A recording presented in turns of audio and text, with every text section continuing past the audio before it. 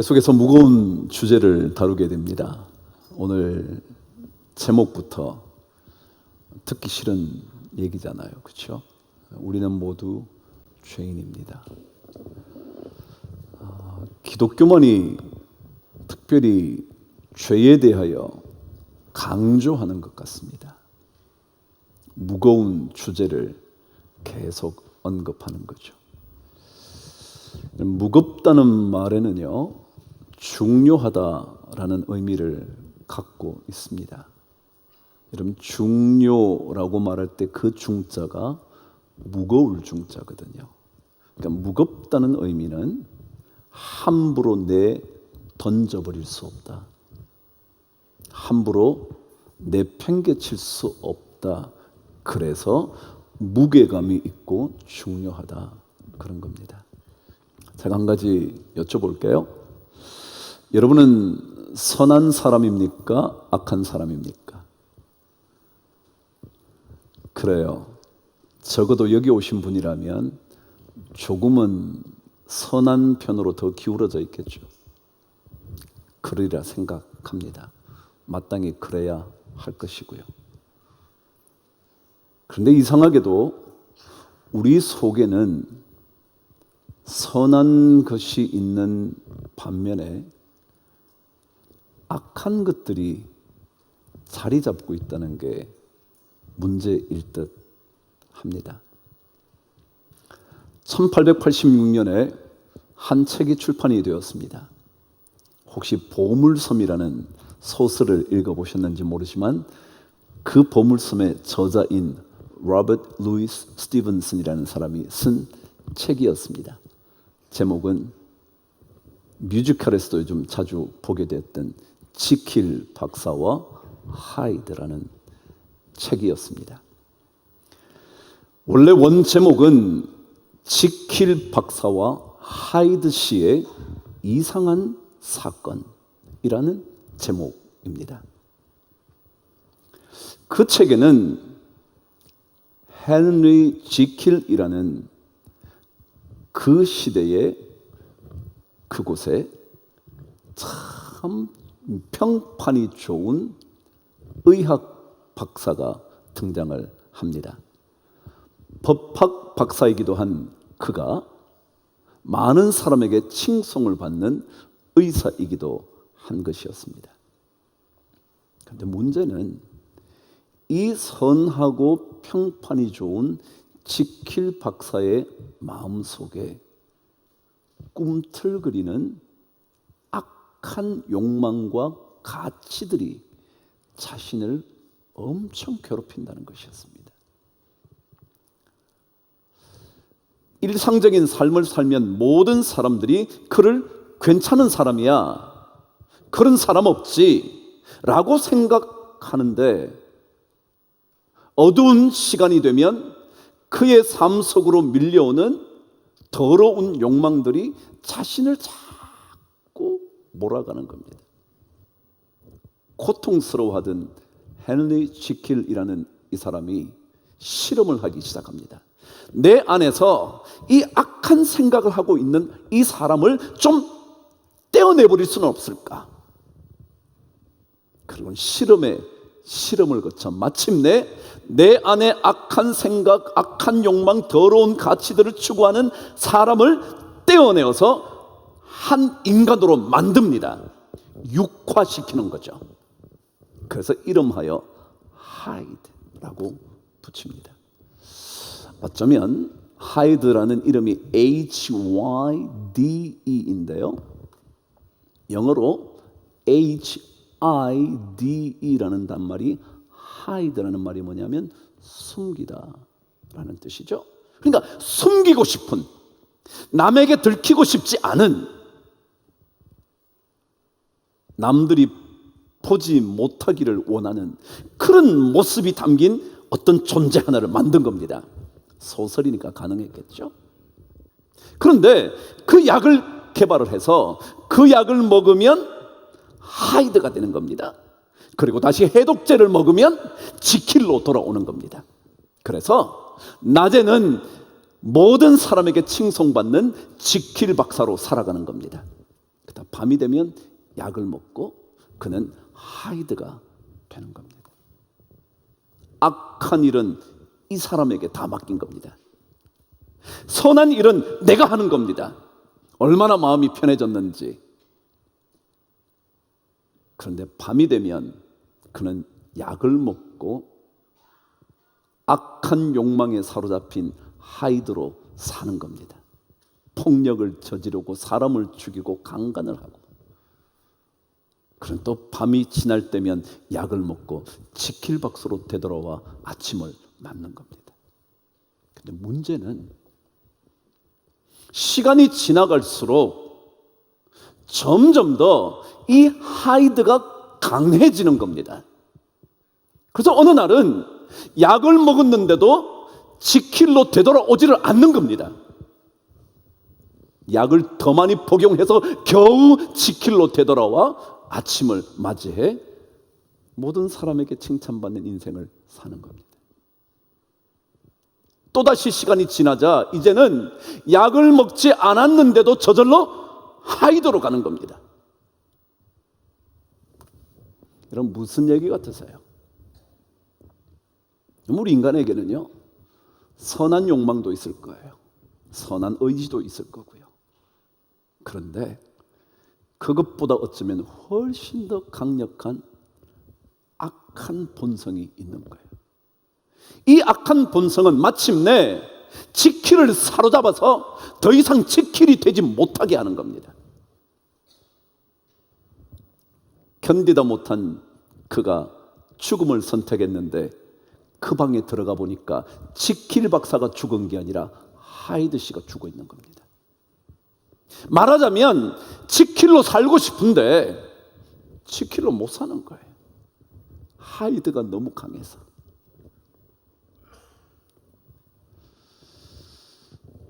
우리 인간은 모두 다 죄인입니다.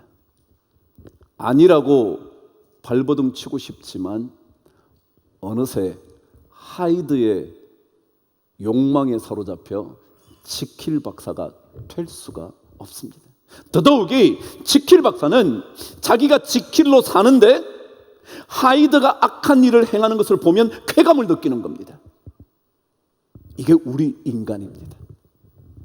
이런 믿음의 삶은요, 어떤 것이냐 하면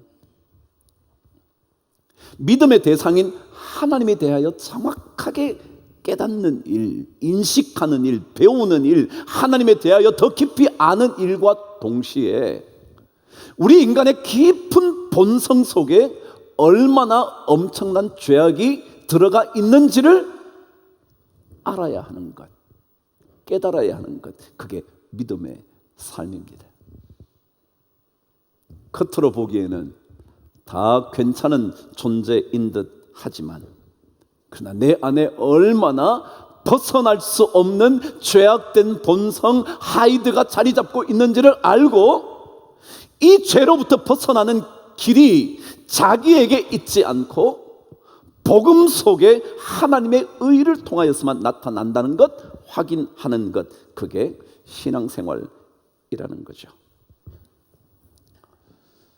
내가 악하면서도 말이죠, 남들에게는 끊임없이 너보다 나 라고 생각하는 겁니다.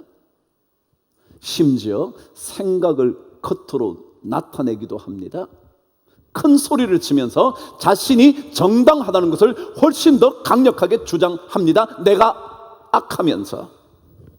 더더욱이 아무도 모르기 때문에 괜찮을 거라고 말합니다. 그래서 지킬 박사가 자신의 유언장에 이렇게 남긴 거예요.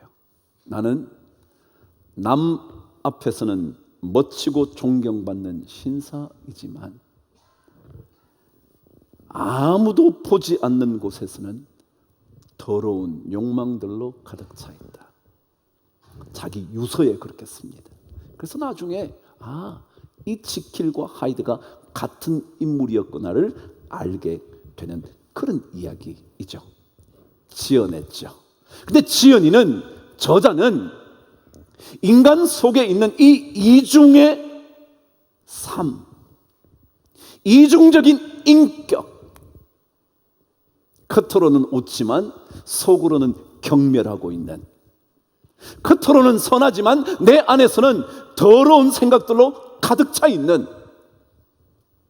이 인간의 모습을 그려내고 싶은 거죠. 그런 인간이라는 사실을 밝히고 싶은 거죠. 우리 그렇지 않나요? 내가 좋아하는 사람에 대해서는요, 그 사람의 모든 것들을 이해할 수 있고 덮어줄 수 있고 용납할 수 있지 않나요? 내 동향 사람이면 왠지 그냥 받아주고 싶고요, 잘못해도 그 사람 편 들어주고 싶고요, 그런 거 아닌가요? 그런데 자기가 싫어하는 사람은요, 터럭만한 잘못에 대하여도 그렇게 비난하지 않나요? 그게 우리 인간 아닌가요? 그래서 오늘 사도 바울은 우리 인간의 죄된 모습을 이렇게 질문을 던지면서 지적하고 있는 겁니다. 저와 함께 9절 말씀을 읽어보도록 하겠습니다. 시작. 앞부분만 읽을까요? 시작. 그러면 어떠하냐? 우리는 나으냐? 여러분은 낫습니까? 저는 조금 더 나은가요? 그래서 성경은 자꾸 물어요. 정말 당신이 더 낫냐? 당신은 그렇지 않다고 말하기 때문에 훨씬 더 나은 존재냐? 계속 말하는 거예요. 계속 묻는 거예요. 그리고는 사도 바울이 직접 대답을 합니다. 9절 다시 한번 읽어보실까요? 시작. 그러면 어떠하냐? 우리는 나으냐? 시작. 결코 아니라. 우리가 좀 더 낫습니까? 그래요, 나을 거예요. 그래도 예수 믿으니까 좀 나아야죠? 그렇죠. 그런데 진짜 더 낫습니까? 사도 바울은 말합니다. 결코 아니라고. 여기에 결코라는 단어, 헬라는 판타스라는 단어인데요, 이 단어는 어떤 뜻이냐면 완전히 하나도 빠짐없이, 다시 말하면 온갖 이유를 다 들이댄다고 해도 절대 아니라는 거예요. 내가 저 사람보다 나았잖아요. 내가 저 사람보다 잘했잖아요. 내가 당신보다 더 선하잖아요. 나는 그런 일 하지 않았잖아요. 라는 모든 이유를 드러내도 결코 더 낫지 않다. 우리는 낮에 사는 모습만 보면서, 지킬의 모습만 보면서 그 사람은 괜찮다고 말해요.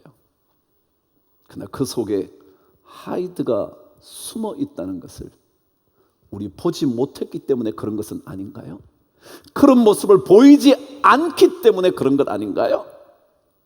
내가 조금 더 도덕적으로 살고 있다고 해도, 내가 목사라고 해도, 내가 장로가 되었다고 해도, 내가 권사가 되었다고 해도 내 안에 숨길 수 없는 죄가 있어서 결코 더 나은 존재일 수 없다고. 그래서 오늘 성경은 9절에서 마지막까지 이렇게 선포합니다. 처음부터 읽어보시죠. 시작. 그러면 어떠하냐? 우리는 나으냐? 결코 아니라. 유대인이나 헬라인이나 다 죄 아래에 있다고 우리가 이미 선언하였느니라. 우리에게는 더 끔찍한 하이드가 우리 안에 다 숨어 있다고요. 분리해낼 수 있다면 그 분리해낸 흉측한 하이드의 모습을 다 갖고 있다고요. 그래서 사도 바울은 10절에서 기록된 바 의인은 없나니 하나도 없다. 의인은 없나니 하나도 없다. 깨끗한 척 살아가지만 절대 그럴 수 없다. 이것은요, 구약 시대부터 이미 계속 반복되어져 온 이야기입니다. 열왕기상 8장에는 솔로몬이 성전을 완공하고 난 다음 하나님의 말씀이 담겨 있었던 언약궤를 다윗성 시온에서 옮겨서 드디어 그가 지은 성전 안으로 옮기는 기록이 담겨져 있습니다. 그 언약궤를 성전으로 옮기고 난 다음 솔로몬이 기도하기 시작합니다. 길고 긴 기도입니다. 범죄하지 아니하는 사람이 없나니. 솔로몬이 기도를 하는 겁니다. 하나님, 범죄하지 않는 사람 아무도 없습니다. 그러나 혹시라도 범죄했다 하더라도 하나님께 엎드려 이 성전을 향하여 기도하면 하나님 용서하시고 은혜를 다시 부어 주옵소서 하는 기도를 하는 그 장면입니다. 말하자면 솔로몬은 이미 범죄하지 않는 존재가 하나도 없다. 그리고 그의 지혜가 담긴 글이었던 전도서 7장 20절에도 그는 똑같이 이렇게 고백합니다. 선을 행하고 전혀 죄를 범하지 아니한 의인은 세상에 없기 때문이다. 그래, 우리 선을 행하기도 하죠. 그렇지 않나요? 여러분과 제 그렇게 나쁘게 살지 않지 않나요? 그렇게 그냥 괜찮게 살잖아요. 근데 아니라는 거예요.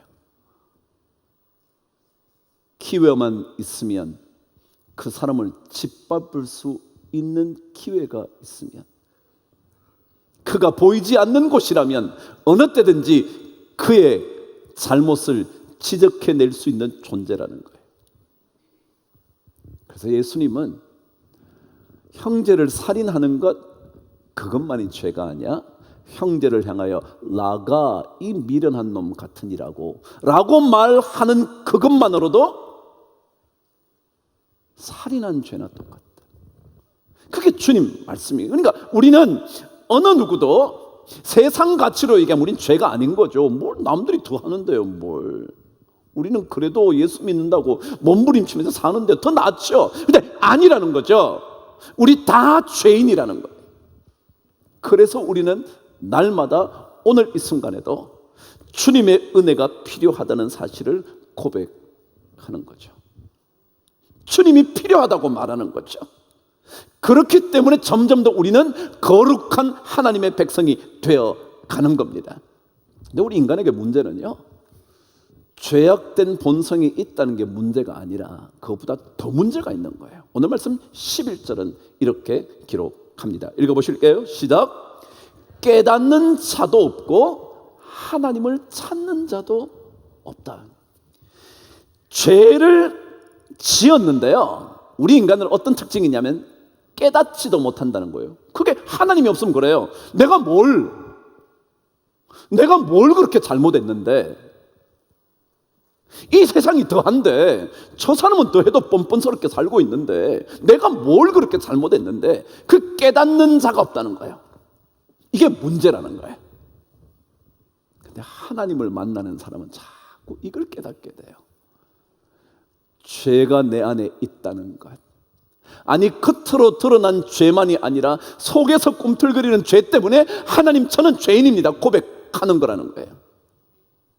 그래서 그러잖아요, 제가. 세상을 바꿀 수 있는 사람은 예수 믿는 사람밖에 없다고. 왜냐하면 전부 다 나는 뭐 잘못한 게 없다는 거예요. 깨닫지 못하거든요. 죄를 못 느끼거든요. 나 그래도 깨끗하게 살았다는 거예요.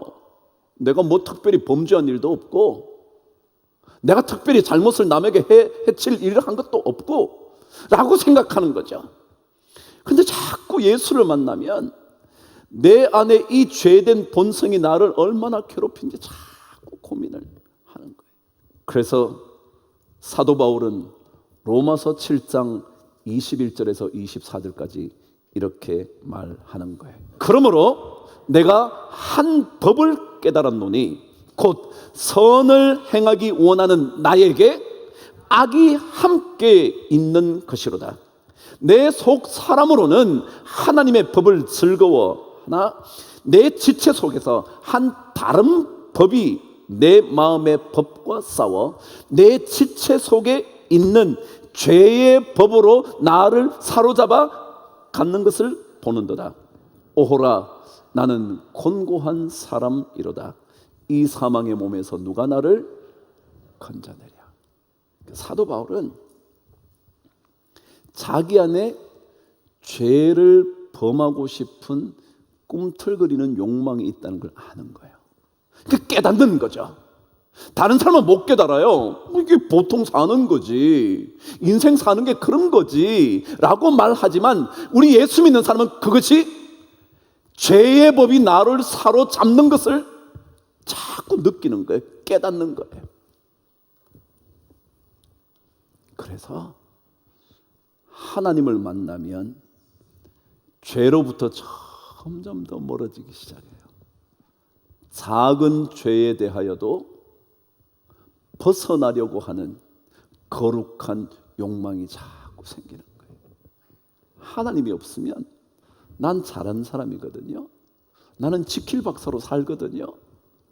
아이들은 숨어 있으니까 모르는 거거든요. 남이 모르니까 나는 괜찮은 존재거든요.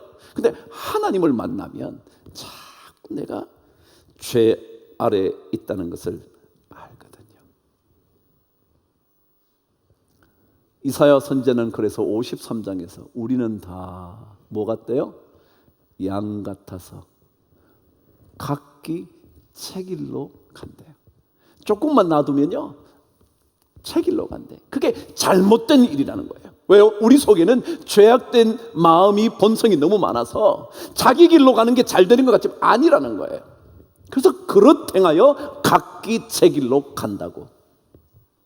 이게 우리 존재라는 거예요. 이 길에서 벗어나는 길은요 하나님밖에 없어요. 주님밖에 없어요. 내가 조금 더 깨끗해지면 된다고? 아니요. 그것보다 더 끔찍한 죄악들이 내 속에 살아 움직이는데요.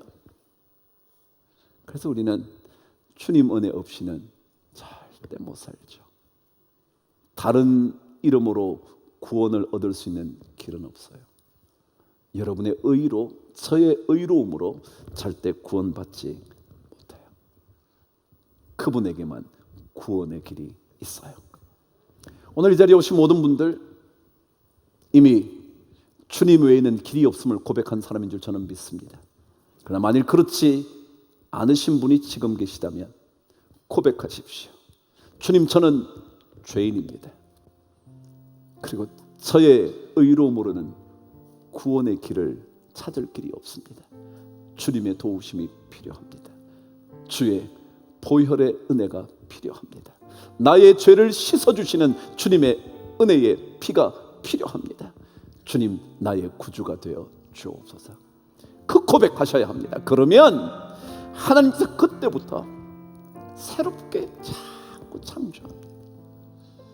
제가 오늘 말씀음을 보내면서 이사야 말씀에 내가 새 하늘과 새 땅을 창조할 거다, 이전 것은 기억하지 못할 거다, 생각나지도 않을 거다, 그 말씀을 제가 보냈습니다. 그래요. 하나님은 새로운 것을 창조하실 수 있는 분이십니다. 내 안에 새로운 영을 창조하실 수 있는 분은 하나님밖에 없습니다. 저는 못합니다. 하나님은 하십니다. 그래서 우리는 그분을 찾아야 하는 거죠. 오늘 말씀 그대로 깨닫는 자도 없고 하나님을 찾는 자도 없다고 말한 거기에서 벗어나는 길은 하나님을 찾으시면 됩니다. 하나님께서 제안하신 하나님의 의를 발견하면 우리는 다시 살게 될 줄 믿습니다. 그 은혜 가지고 우리 거룩한 하나님의 백성으로 또 한 주간 7월을 잘 보내실 수 있게 되기를 주님의 이름으로 축복합니다.